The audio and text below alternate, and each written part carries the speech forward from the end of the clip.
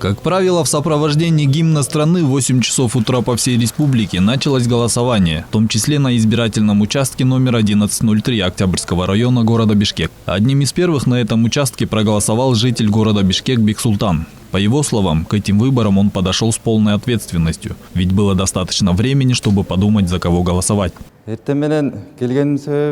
Причина того, что я пришел голосовать с утра пораньше, это ради будущего страны. Я здесь стою с 7 утра. Пришлось ждать немного. Я верю, что посредством моего голоса решится судьба страны. Думаю, это гражданский долг каждого. Первый час голосования прошел более спокойно. После этого начались небольшие очереди. На улице мы заметили, как приехали несколько человек на микроавтобусе. В этой связи наша съемочная группа поинтересовалась, почему этот автомобиль привез людей. На что водитель ответил, что они все члены одной семьи. Телеканалдан келдик. Айке бу жерден кишилер чыгып атпайбы, көп кишилерчи. Эмне себептен партия же бирөө алып келдирдиби? Я привез сюда своих родственников, которые зарегистрированы в этом избирательном участке. Никаких подвозов нет. Если бы я представлял интересы какой-либо партии, то привез бы толпу. Посадочные места позволяют. Мы здесь для того, чтобы отдать свой гражданский долг и ничего более.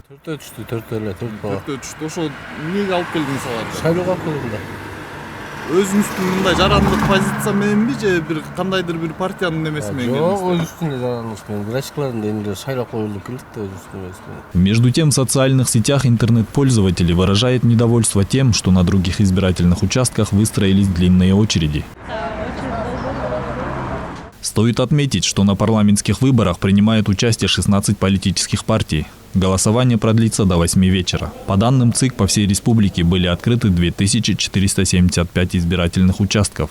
И насчитывается более 3,5 миллионов избирателей. 557 856 граждан не могут участвовать на выборах в связи с несоблюдением биометрической регистрации. На этих выборах около полумиллиона человек сменили свой адрес голосования по форме номер 2, что в свою очередь вызвало недовольство среди общественности. Азамат Кенжешев, Гульчурок Азымкулов, Нью ТВ.